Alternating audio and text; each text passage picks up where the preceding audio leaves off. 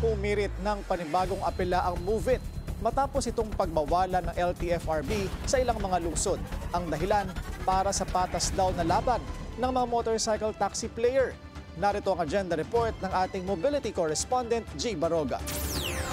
Naghain ng motorcycle taxi player na Move It ng supplemental appeal sa LTFRB kaugnay sa utos ng ahensya noong Abril kung saan pinapatigil ang operasyon nito sa Cebu at Cagayan de Oro at babawasan naman ang rider allocation sa Metro Manila. Nauna nang nagpasa ng motion for reconsideration ng Move It pagkalabas ng order, kaya hindi pa ipinatupad ng DOTR ang desisyon at status quo muna hanggat maresolba ang motion. Kine-question kasi namin yung proseso kung paano sila nakapaglabas ng ganong order. So, yun naman yung laman ng final namin ngayon. No?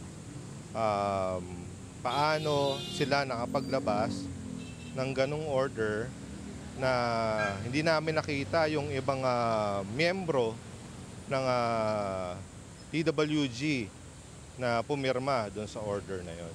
Naninindigan pa rin ang Move It na sumunod ito sa 15,000 rider cap sa Metro Manila base sa guideline ng TWG na ayon kay Jacinto, opisyal na dokumento hindi katulad ng mga press release lang. Dagdag pa niya, Move It lang umano ang nabawasan ng bilang. Gusto lamang daw nila ng patas na pagtrato sa mga motorcycle taxi player at mga rider. Isa pa sa mga rason kung bakit nag-file ang Move It ay para itaas ang moral ng kanilang mga rider na direktang apektado sakaling matuloy na ang order. We always do that. No? We communicate with our riders through the team.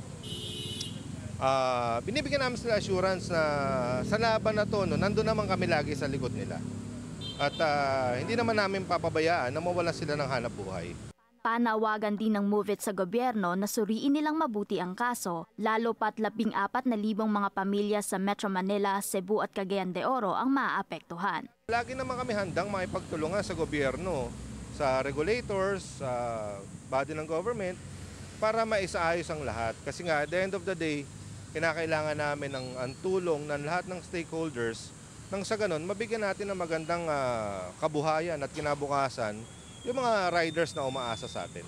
Pagtitiyak pa ni Jacinto, walang mangyayaring tigil pasada ang mga rider dahil pangunahing mandato pa rin nila ang magbigay ng magandang serbisyo sa mga pasahero, lalo pat mag-uumpisa na sa susunod na buwan ang EDSA rebuild. Paglilinaw naman ni LTFRB spokesperson Ariel Inton, hindi sole decision ng ahensya ang kautusan na nilabas laban sa Move It, kundi ng TWG na pinamumunuan ni LTFRB Chairman Chofilo Guadis. Lagi rin daw bukas ang ahensya na makipagdialogo sa mga transport group. Para sa agenda, G. Baroga, Billionaire News Channel.